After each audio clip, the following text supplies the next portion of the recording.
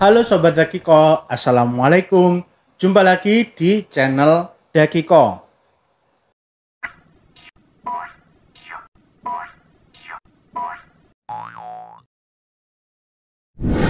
Kali ini kita akan membahas mahjub.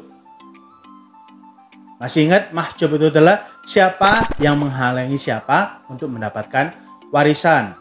Dan pembahasan pertama adalah saudara kandung. Nah, ketika saudara kandung mendapatkan warisan, ada orang-orang yang bisa dihalangi oleh dia untuk mendapatkan warisan juga. Siapa saja? Pertama, saudara seayah. Kedua, anak laki-laki dari saudara kandung. Ketiga, anak laki-laki dari saudara seayah. Keempat, paman laki-laki atau paman dari kandung. Kelima, paman dari ayah yang seayah. Ketujuh, anak laki-laki dari paman kandung. Kedelapan, anak laki-laki dari paman seayah. Jadi 8 orang ini kalau ada saudara kandung, mereka tidak mendapatkan warisan. Yang kedua, saudari kandung.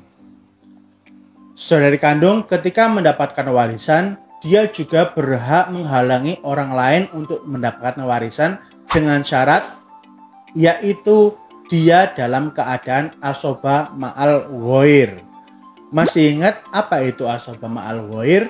Yaitu ketika saudari kandung bertemu dengan anak perempuan atau cucu perempuan dalam satu hitungan waris, maka dia mendapatkan asoba ma'al ghair dan berhak menghalangi yang lain untuk mendapatkan warisan. Jadi siapa saja yang dihalangi? Tentu saja yang pertama adalah saudara seayah dan saudari seayah. Kemudian anak laki-laki dari saudara kandung. Kemudian anak laki-laki dari saudara seayah, kemudian paman dari kandung, kemudian paman seayah, kemudian anak laki-laki dari dari paman kandung, dan anak laki-laki dari paman seayah. Jadi mereka dihalangi oleh saudari kandung ketika dia mendapatkan asoba ma'al ghair. Selanjutnya kita membahas saudara seayah. Jadi ketika saudara seayah mendapatkan warisan, dia juga berhak menghalangi orang mendapatkan warisan. Tentu saja saudara seayah ini kalau mau mendapatkan warisan harus tidak ada ayah, tidak ada anak laki-laki, tidak ada cucu laki-laki, dan tidak ada saudara kandung. Barulah saudara seayah mendapatkan warisan.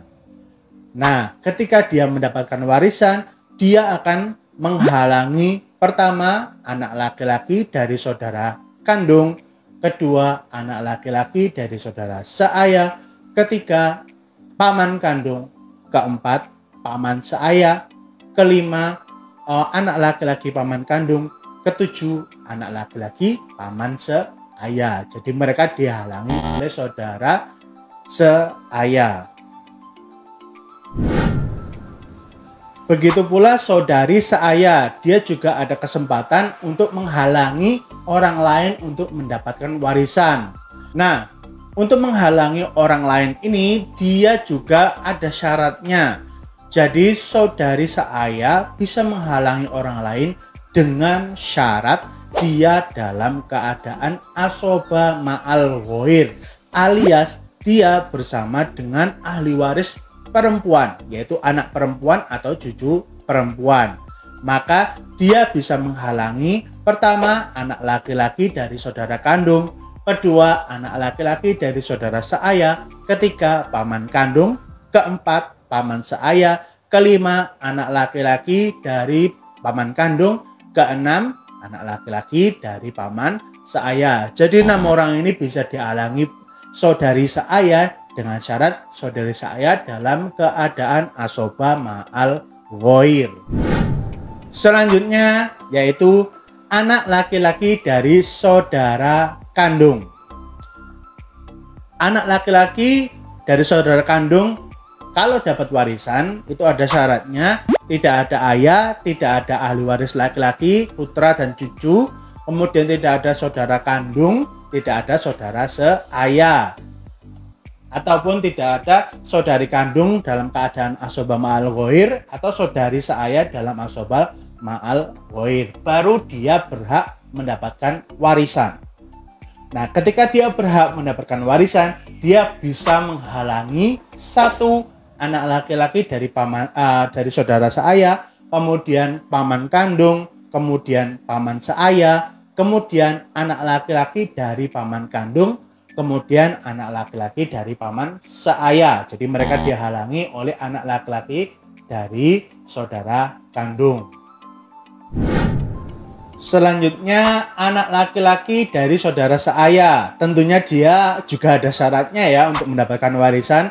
Syaratnya tidak ada ayah, tidak ada ahli waris laki-laki yaitu anak cucu, tidak ada saudara kandung, tidak ada saudara seayah, tidak ada saudari dalam keadaan asobah ma'al ghair, dan saudari seayah dalam keadaan asobah ma'al ghair, dan tidak ada anak laki-laki dari saudara kandung. Jadi berurutan ya cara menghitungnya.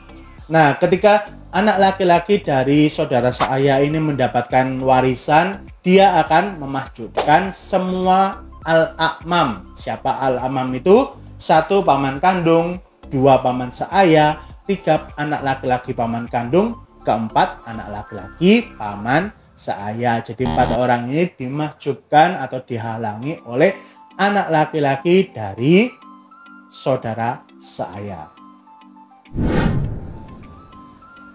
Terakhir, saudara seibu dan saudari seibu.